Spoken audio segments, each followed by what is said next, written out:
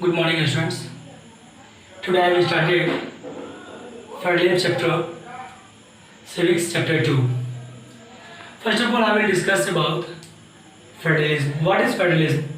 देखिए, जब बात की जाए फेडरलिज्म तो इसको हिंदी में कहते हैं संघवाद. और फेडरलिज्म का मतलब होता है ये एक प्रकार का सरकार का सिस्टम होता है जहाँ पे पावर जो है उसको डिवाइड किया जाता है सेंट्रल गवर्नमेंट और स्टेट गवर्नमेंट के बीच.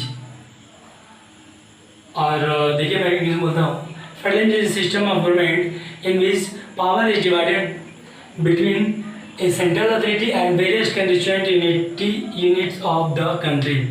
मतलब फेडरलिज्म जो है एक सरकार का सिस्टम है जहाँ पे पावर जो है वो डिवाइड किया जाता है सेंट्रल अथॉरिटी मतलब central government and various constituent units of the country. और देश के अंतर्गत 14 प्रकार के जो राजकीय स्तर पर जो सरकार होते हैं उसके बीच में पावर को डिवाइड किया जाता है. मतलब सत्ता का विभाजन जो है वो सेंट्रल गवर्नमेंट और स्टेट गवर्नमेंट के बीच में किया जाता है.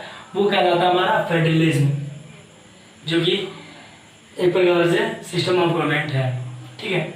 It is 2 level of government. देखिए, इसके 2 प्रकार के सरकार हैं. तो पहले मैं बात करता हूँ फर्स्ट लेवल ऑफ गवर्नमेंट का. देखिए, one is the government for the entire country that is usually responsible for a new subject of common national interest. देखिए, जो पहले लेवल का जो सरकार होता है वो क्या करता है, पूरे राष्ट्र पर उसका हक होता है. और क्या करता है, जैसे सामान्य लोगों का जो भी हक होता है, जो भी अधिकार होता है, उन चीज़ों के लिए रिस्पॉन्सिबल होता है. ये फर्स्ट लेवल ऑफ गवर्नमेंट. और अगर सेकेंड लेवल ऑफ गवर्नमेंट की बात की जाए तो ये क्या करता है, at the level of provinces और state that's looked after much of the day to day administrating of their states. और जो सेकेंड लेवल ऑफ गवर्नमेंट होते हैं वे क्या करते हैं, अपने प्रांतों में या फिर अपने राज्यों में जो है दिन प्रतिदिन वो मतलब अपने राज्य की देखभाल करते रहते हैं कि कहीं राज्य में कुछ प्रॉब्लम तो नहीं है. तो 2 प्रकार की सरकार हुई. एक आपका फर्स्ट लेवल ऑफ गवर्नमेंट वो क्या करता है, पूरे कंट्री में जो लोगों का जो सामान्य अधिकार होता है उन चीज़ों के लिए रिस्पॉन्सिबल होता है. और सेकेंड लेवल गवर्नमेंट का क्या काम है कि ये जो भी आपके प्रांत या फिर राज्य के अंदर जो भी मतलब गतिविधि हो रही है उन सभी चीज़ों का देख रेख करना सेकेंड लेवल गवर्नमेंट का काम होता है. तो federalism has 2 level of government, जो मैंने अभी तो बताया. फेडरेशन सर्स कंट्रास्टेड विद यूनिटरी गवर्नमेंट. देखिए, अगर बात की जाए यूनिटरी गवर्नमेंट का तो यूनिटरी गवर्नमेंट फेडरेशन के विपरीत है. Under the unitary system either there is only one level of government or the sub units are coordinate to the center. देखिए, यूनिटरी सिस्टम के अंतर्गत क्या होता है कि इसमें जो इसमें केवल आपका एक ही लेवल के सरकार होंगे या फिर जो इसके जो सब यूनिट्स होंगे वो क्या करेंगे, सेंट्रल गवर्नमेंट का हेल्प करेंगे, सबऑर्डिनेट करेंगे, सहयोग करेंगे. मतलब यूनिटरी सिस्टम यहाँ तो एक ही प्रकार की सरकार है. जैसे कि मैं बात करूँगा चाइना का, तो चाइना में जो है जैसे कम्युनिस्ट पार्टी का रूल चलता है तो आप कह सकते हो चाइना हैव यूनिटरी सिस्टम. तो वहाँ पर जो है एक लेवल का गवर्नमेंट है और या फिर जो है सब यूनिट्स जो उसके होते हैं वो सबऑर्डिनेट करते हैं सेंट्रल गवर्नमेंट को. नेक्स्ट हमारा, in a federal system the central government can not order the state government to do something. देखिए, फेडरल सिस्टम में क्या होता है कि सेंट्रल गवर्नमेंट जो है वो स्टेट गवर्नमेंट को कुछ भी करने के लिए ऑर्डर नहीं दे सकती है फेडरल सिस्टम में. Let us look at the some of the key features of federalism. आइए यहाँ पर हम लोग कुछ की फीचर्स देखते हैं फेडरलिज्म का. देयर आर 2 और मोर लेवल्स और टायर्स ऑफ गवर्नमेंट. देखिए, यहाँ पर जो है 2 या 2 से अधिक स्तर के सरकार होते हैं. Different tyres of government govern the same citizens but each tier has its own jurisdiction in a specific matter of legislation, taxation and administration. देखिए, डिफरेंट टायर्स ऑफ गवर्नमेंट, अलग प्रकार के जो सरकार होते हैं वो आपको जो है सेम सिटीजन्स पे गवर्न करते हैं, मतलब उसकी देखरेख करते हैं. लेकिन क्या है कि इसमें जो है जो प्रत्येक लेवल के जो सरकार होते हैं उनका अपना जुरिस्डिक्शन होता है, उनका अपना एक न्यायपालिका होता है जो कि आपको लेजिस्लेशन, टैक्सेशन और एडमिनिस्ट्रेशन जैसे मुद्दों पर अपना न्याय करती है. Third point, the jurisdiction of the respective levels और tiers of government are specified in the constitution. और इस तरह के जो मतलब इस तरह का जो लेवल का जो जुरिडिक्शन होता है, जो न्यायपालिका होती है, वो क्या करती है, संविधान से स्पेसिफाई होती है, मतलब संविधान में वो उसको विशेष दर्जा दिया गया है। The fundamental provisions of the constitution can not be unilaterally change by one level of government. और संविधान का जो फंडामेंटल प्रोविजन है, जो मूलभूत प्रावधान है, वो आपको जो है किसी एक प्रकार के सरकार द्वारा एक तरफा परिवर्तन नहीं ला सकती है। जैसे अगर कोई चाहे कोई एक ऐसे 3 लेवल होते हैं सरकार के, तो अगर कोई चाहे मतलब एक लेवल का सरकार संविधान के फंडामेंटल प्रोविजन को चेंज करना, तो आसानी से चेंज नहीं कर सकता है। देखिए, courts have the power to interpret the constitution and power of different level of government. देखिए, और कोर्ट के पास ये पावर होता है कि वह संविधान का व्याख्या कर सके, संविधान में जो कुछ भी कही जाती है उसको विस्तृत तौर पे रख सके।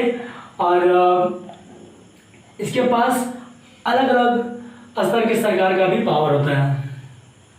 Sources of revenue for each level of government are clearly specified to ensure its financial autonomy. देखिए, और कर की जो भी मतलब जो सोर्स होता है, रेवेन्यू होता है, वो प्रत्येक लेवल के सरकार जो है वो क्लियरली होते हैं, एंश्योर करते हैं, सुनिश्चित करते हैं अपने फाइनेंशियल ऑटोनॉमी के थ्रू। मतलब जो वित्तीय स्वराज्य होता है उसके जरिए वो अपना निर्धारित करते हैं source of revenue. The federal system thus has dual objectives to safeguard and promote the unity of the country while at the same time accommodate regional diversities। देखिए, क्वेश्चन आता है what is the dual objective of federal system. बहुत important question है, ध्यान सुनिएगा। देखिए, the federal system has dual objectives. देखो क्या है, to safeguard and promote the unity of the country. ये क्या करता है, देश की एकता को प्रोमोट करता है, उसके साथ इसको सेफगार्ड करता है, इसको सुरक्षा भी प्रदान करता है। और क्या करता है, और सेम टाइम में क्या करता है, भारत हमारा एक विविध देश है जहाँ पर अलग अलग प्रकार की भाषा बोलने वाले लोग हैं, अलग प्रकार के यहाँ के कल्चर है, तो ये सारी चीज़ जो है उसको एकोमोडेट करता है, मतलब सबको एक सूत्र में बांध के रखता है। There are 2 kinds of routes through federations have been formed।